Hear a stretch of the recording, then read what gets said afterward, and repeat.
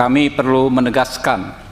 bahwa sesuai ketentuan pasal 20A Undang-Undang Dasar 1945,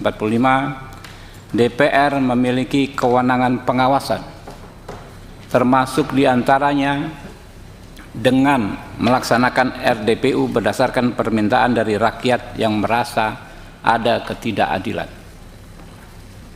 Rangkaian RDPU yang sering kami lakukan terhadap soal perkara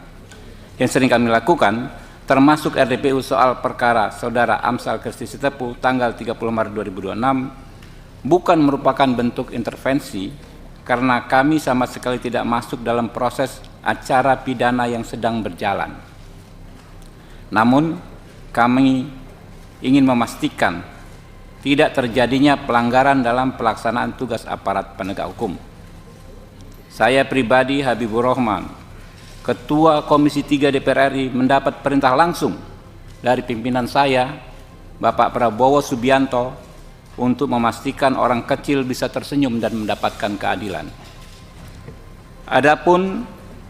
tentang permohonan dan penjaminan penangguhan penahanan Saudara Amsal Christy Sitepu yang kami ajukan,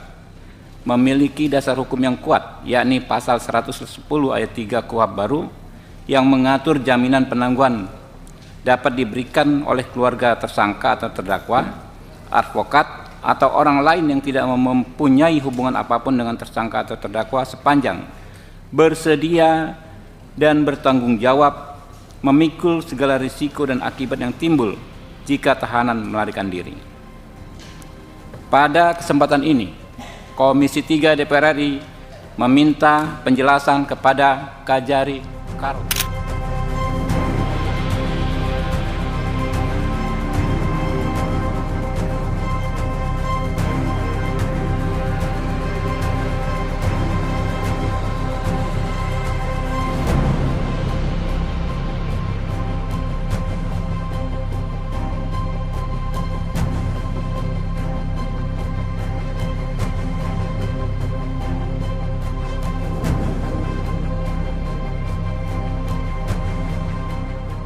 Kesimpulan rapat dengar pendapat dan rapat dengar pendapat umum Komisi 3 DPR RI dengan Ketua Komisi Kejaksaan Republik Indonesia, Kepala Kejaksaan Negeri,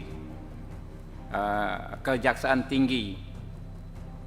Sumatera Utara, Kepala Kejaksaan Negeri Karo, Jaksa Penuntut Umum Kejaksaan Negeri Karo, dan Saudara Amsal Sitepu,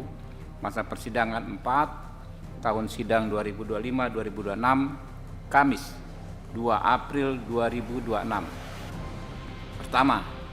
Komisi 3 DPR RI meminta Jaksa Agung Muda bidang pengawasan untuk melakukan evaluasi menyeluruh terhadap jajaran Kejaksaan Negeri Karo